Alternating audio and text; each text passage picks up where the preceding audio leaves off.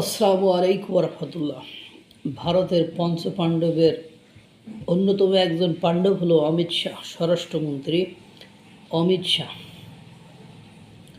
অমিত শাহ কালকে শিলিগুড়ি করিডোর সিকিম নেগের ওখানে এসে যে হুঙ্কার দিয়েছে, বক্তব্যে যে হুঙ্কার দিয়েছে, তাতে করে স্পষ্ট বোঝা যাচ্ছে হয়তো খুব দ্রুত সময়ের ভেতরে বাংলাদেশে সার্জিক্যাল স্ট্রাইক হতে যাচ্ছে।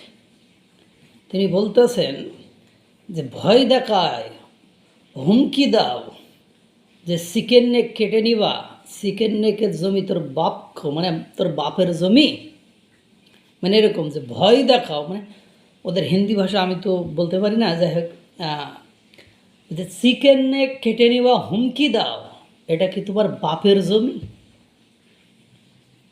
তোমার পিতাজিকে ভূমি, এরকম আর কি বলছে। তা বুঝতে পারছে না। এবং ওখানে যে মিটিং হয়েছে দেখলাম, ওখানে মুখ্যমন্ত্রী সহ গুরুত্বপূর্ণ, মানে যত বাহিনী আছে সব বাহিনীর প্রধান সহ গুরুত্বপূর্ণ ব্যক্তিবর্গে ওখানে ভরে গিয়েছে। আপনারা ইতিমধ্যে দেখেছেন বাংলাদেশের প্রধানমন্ত্রী, মাননীয় প্রধানমন্ত্রী তারেক রহমানের উপদেষ্টা, ভারতের নিরাপত্তা উপদেষ্টা অজিত দোভালের সাথে সাক্ষাতের পরবর্তী সময়ের পর থেকেই আপনার সুন্দরবন অঞ্চলেও কাঁটাতারের বেড়া দেওয়ার জন্য তারা মানে পর্যবেক্ষণ করেছে, তারা সীমান্ত দেখভাল করা শুরু করেছে। অর্থাৎ এই মুহূর্তে আপনারা দেখেন, তারেক রহমানকে কিন্তু ভারত আর ডাকতেছে না। তারেক রহমান যে ভারতে যাবে, কী জন্য যাবে, সেই তিস্তা মহাপরিকল্পনা ইতিমধ্যে আপনারা দেখেছেন চীনের সাথে একটা করে ফেলবে এরকম ভাবমূর্তি তৈরি করে ফেলেছে। যেহেতু ওটা ওখানে করে ফেলছে, সেহেতু গঙ্গা চুক্তির জন্য ভারতের সাথে আলাপ পাড়ার আর কোনো সুযোগ নেই। কারণ ভারত এই কারণে গঙ্গা চুক্তি পুনরায় নবায়ন করবে বলে আমার মনে হয় না।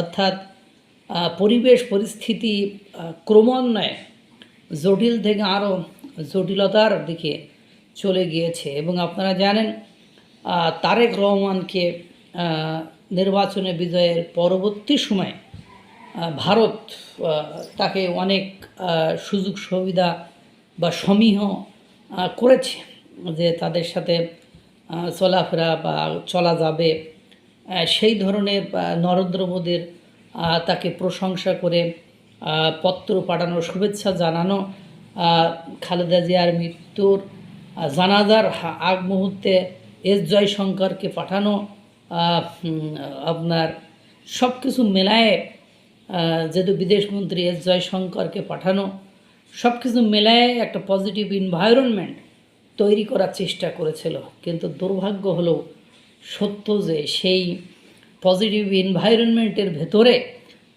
যেতে পারে নাই, গেছে চীনে। আর চীনে বাংলাদেশে যে সরকারই গিয়েছে, সেই সরকারের সাথে ভারতের সুসম্পর্ক তৈরি হয়নি। পরবর্তীতে সেই সরকারকে কোনো না কোনো ফরম্যাটে বিপদের মধ্যে পড়তে হয়েছে।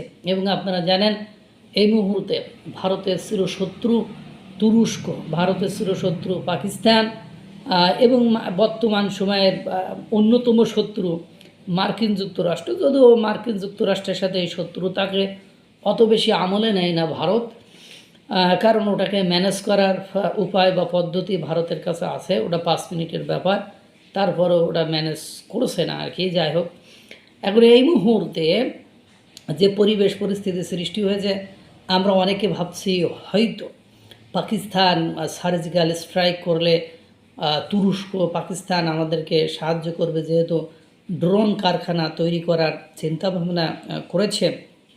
দুর্ভাগ্য হলো সত্য যে এই ধরনের ঘটনা ঘটবে বলে আমার মনে হয় না। কারণ এই ধরনের বিষয়টি, এই ধরনের কার্যকলাপ ঘটাবে বা ঘটবে এরকম আমার মনে হয় না।